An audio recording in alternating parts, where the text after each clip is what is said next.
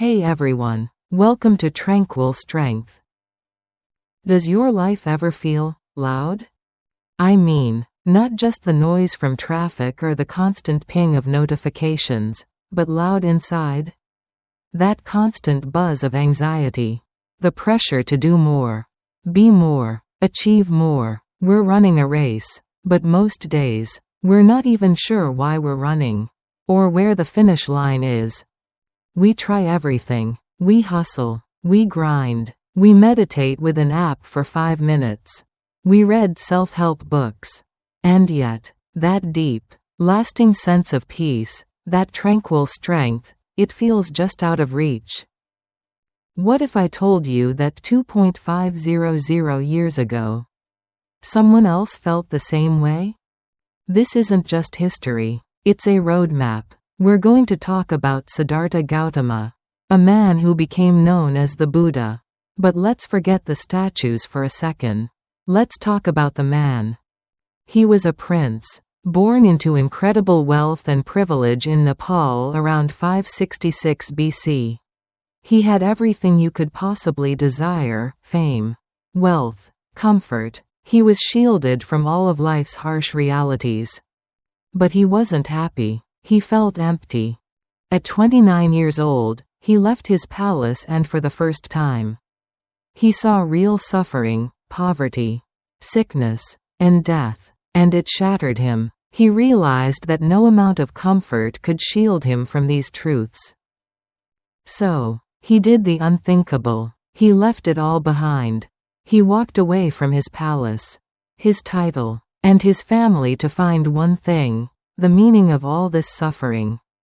And more importantly, a way out of it. He spent 6 years trying everything. He tried extreme self-denial, fasting until he was just skin and bones. But that didn't work. It just made him weak and more miserable. Finally, he sat beneath a Bodhi tree, and instead of punishing his body, he simply watched his mind. He sat in mindful meditation. And there, he woke up. He became the Buddha, which simply means the awakened one. He didn't find a god. He found a path, a set of practical, profound lessons on how to live. For the next 45 years, he walked and taught this path, this Dharma, and his core message wasn't some complex dogma. It was simple: there is suffering, but there is also an end to suffering. Today, we're going to explore 10 of his most powerful life lessons. These aren't rules, they're invitations. Invitations to find your own tranquil strength in the middle of our chaotic modern world.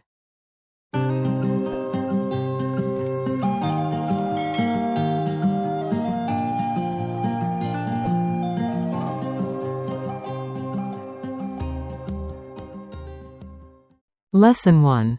Find your balance. Practice the middle way. When Siddhartha abandoned his extreme asceticism, he had his first great realization. He realized that the path to peace wasn't in punishing himself. And it clearly wasn't in blind indulgence, which he'd had his whole life. The answer was in the middle way. This is so relevant for us. We live in a world of extremes. It's either hustle culture, working 80 hours a week, or it's quiet quitting and total burnout. It's extreme, restrictive diets, or it's binging on junk food. We are constantly swinging from one end of the pendulum to the other. The Buddha said the root of our suffering is desire, or more accurately, attachment to our desires. We chain our happiness to things. I'll be happy when I get that promotion. I'll be happy when I have that car. I'll be happy when I make 6 figures. But we all know what happens. You get the thing, and the happiness is fleeting. The goalpost just moves. The middle way is about finding balance. It's celebrating the idea of just enough. It's not about not having goals. It's about not letting your entire sense of self-worth be consumed by them. It's about sustainable, balanced living. A nurse named Bronnie Ware, who cared for people in their last weeks of life, wrote about their biggest regrets. One of the most common? I wish I hadn't worked so hard. The middle way is the antidote to that regret. It's living a life that embraces both effort and rest, discipline and pleasure, without being a slave to either. Lesson 2. Your reaction is your power. Adopt the right view. The Buddha said, "Do not get upset with people or situations. Both are powerless without your reaction." Read that again. Powerless without your reaction. This is maybe the most empowering lesson of all. Life is 10% what happens to you, and 90% how you react to it. We can't control the traffic. We can't control that rude email. We can't control if our child spills milk all over the floor. But we can always control our response. The source text gives a perfect example. Imagine you're rushing to work and you trip over your kid's bike. Your child runs out, apologizing. Reactive, you immediately yells. You shout at your kid. You snap at your partner who tries to intervene. You slam the door, speed to work, and get in an argument with your boss. Your whole day is ruined. And by the time you get home, the house is cold with resentment.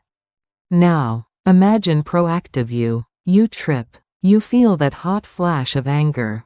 But you pause. You take one deep breath. You look at your child's scared face and say, "It's okay. I'm fine. Just remember to put your bike away next time. Okay?" You just saved your day. You saved your relationship with your family.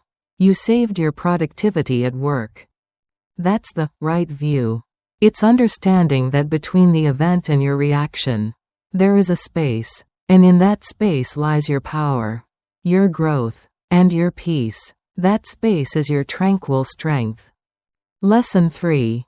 You are the architect. Create good karma. Karma is one of the most misunderstood words in the West. We think of it as some cosmic, magical fate. But in Buddhism, it's much simpler and far more powerful. The Buddha said, "It is mental volition that I call karma." Having willed, one acts through body, speech or mind. Karma just means action. It's the law of cause and effect. It's not fate, it's your intention. Good intentions lead to good actions, which lead to good outcomes. Bad intentions lead to bad actions, which lead to bad outcomes. It's that simple. You are the architect of your own life. What you did in the past has echoes in your present. And what you do right now is building your future. If you eat junk food every day, you will feel sick. That's karma. If you study for the exam, you're more likely to pass. That's karma. But here's the beautiful part. Your past does not define you. Nothing is written in stone. Maybe you've made mistakes. We all have. But you can choose, right now, to plant new seeds. If you start studying today, you can still get that degree. If you start exercising today, you can still live a healthier life. Your life is not a fixed sentence. It's a series of present moment choices. Choose your intentions wisely, because every choice, every action, every thought is a seed you're planting for your future self. Lesson 4. Be here now. Live every day like it's your last. The Buddha said, ardently, "Do today what must be done. Who knows, tomorrow death comes." This sounds dark, but it's actually the most liberating advice you'll ever get. We live with this illusion of tomorrow. We think we have all the time in the world. I'll start exercising tomorrow. I'll finish that project tomorrow. I'll call my mom tomorrow. We put all our hopes, our dreams, and our apologies into a tomorrow that is never guaranteed. Embracing impermanence doesn't mean being reckless. It means being present. It means living with urgency and intention. If you knew this was your last day, would you spend it scrolling angrily through social media? Would you hold on to that petty grudge? Or would you tell the people you love that you love them? Would you do the work that matters? Would you finally ask for forgiveness? This is the heart of mindfulness. When you are eating, just eat. Don't scroll. Taste your food. When you are with your friend, be with them. Put the phone away. Listen to them. When you are doing your job, focus on the task. Life is not happening in the past, which is just a memory. And it's not happening in the future, which is just a fantasy. Life is only happening in this single, present moment. Don't miss it. Lesson 5. Small steps. Big changes. Habits are your superpower. Drop by drop is the water pot filled. The Buddha taught. Likewise, the wise man, gathering it little by little, fills himself with good. This is the atomic habits of 2.500 years ago. We are obsessed with grand gestures. We want to get healthy in 1 week. We want to learn a skill in 1 day. But real, lasting change doesn't work that way. It's the result of small, consistent, daily habits. You can't go to the gym once and be healthy. But you can take a 10-minute walk today. You can swap 1 soda for a glass of water today. You can't break a 20-year bad habit overnight. But you can become aware of your triggers today. You can choose a healthier alternative just 1 time. These small choices seem insignificant. But drop by drop, they fill the pot. They build momentum. According to research, it can take over 60 days to form a new habit. Sometimes much longer. So be patient with yourself. Don't despise the small start. That little drop of good you do today, that 10 minutes of reading. That 1 moment of mindfulness. That 1 kind word, it all adds up. Your habits are the building blocks of your character and your destiny. Lesson 6. Know when to be quiet. Show your wisdom in silence. In our world, everyone is shouting. Social media is a battle of hot takes and useless chatter. Everyone is desperate to prove they are right. The Buddha offered a different kind of strength. Those in small channels flow noisily, the great flow silent. Whatever's not full makes noise. Whatever is full is quiet. Wow, a river that is full flows silently. This isn't about never speaking. It's about speaking with intention. The Buddha said we should only speak when what we have to say is true, just, and kind. But more importantly, we must learn to listen. We must acknowledge that we do not, and cannot, know everything. There's a concept called the wisdom paradox.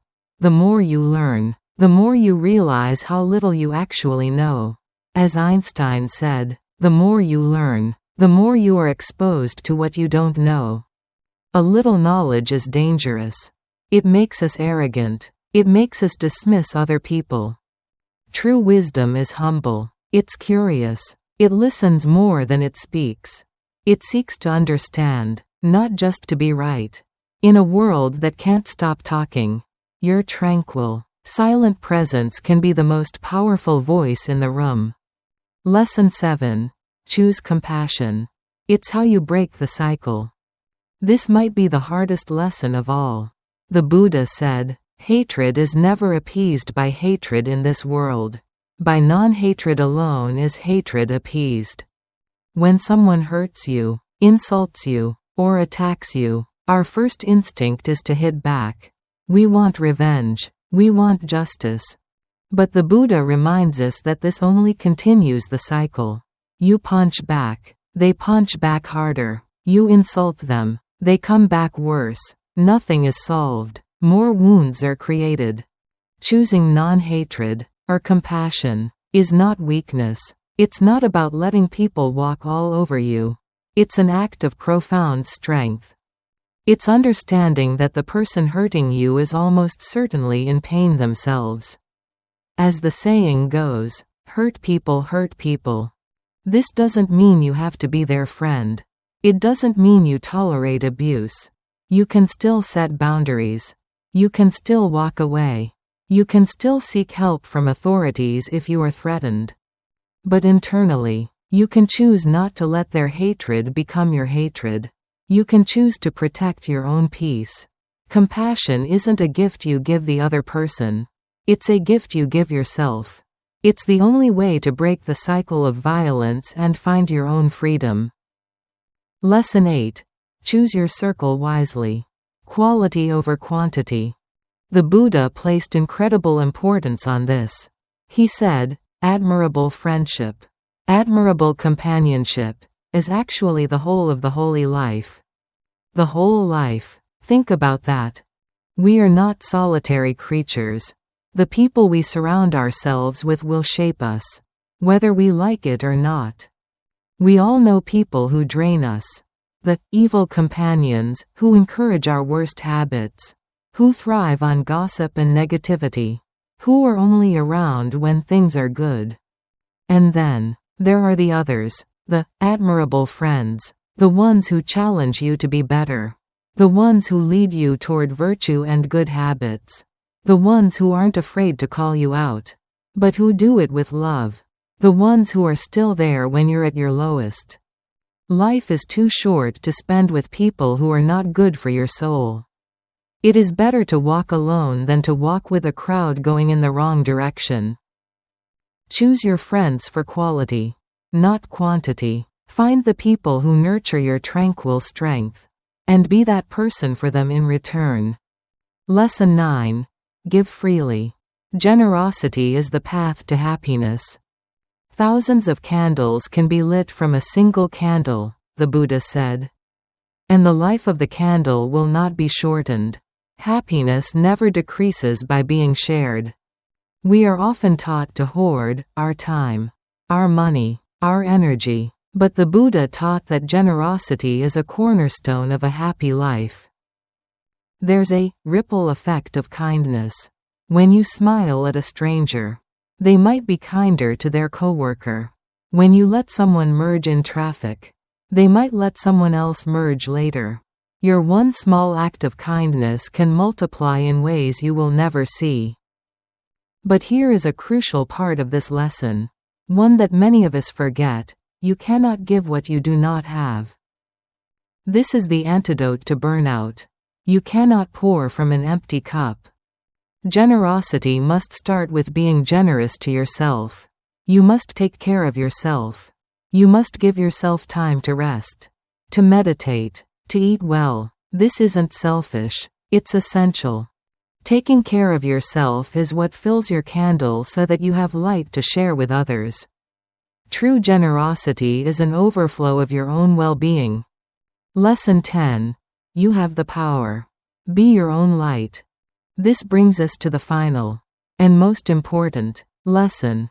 In his final words, the Buddha didn't say, "Worship me." He didn't say, "Pray to me." He said, "You yourself must strive." The Buddhas only point the way. Buddha is not a god. It is a title. It means, the awakened one. And the path he taught is a path of personal effort. All these lessons, the middle way, the right view, good karma, mindfulness, they are a blueprint. They are a guide, but you have to do the walking. You have to do the work. Right now, your life might feel hopeless. You might be in debt, or unhappy in your job, or struggling in your relationships. You may feel like life is just too hard. The Buddha's message is that change starts with you. You don't have to leave it to fate. You have the power, in this very moment, to take control. You can choose a more balanced path. You can choose to pause before you react. You can choose to plant one good seed of karma. You can choose to be present. You can choose to be a little kinder. The path to enlightenment, to nirvana, to that state of lasting peace, is not a single, giant leap. It is a journey of 1,000 small steps. You can be a Buddha, too. You can be an awakened one. It all starts with the choice to strive, to be your own light. These 10 lessons aren't meant to be mastered overnight. They are a lifelong practice. The journey to finding your tranquil strength isn't about becoming perfect. It's about becoming aware. It's about being a little better, a little kinder, and a little more present than you were yesterday. If these ideas resonated with you, and you're on your own journey to find inner peace and resilience in this noisy world, then you're in the right place. This is what Tranquil Strength is all about. So please, consider subscribing to join our community. We're all on this path together. And I would love to know, which of these 10 lessons hit home for you the most right now? Leave a comment below. Let's start the conversation. Thank you so much for watching. Be well, and be your own light.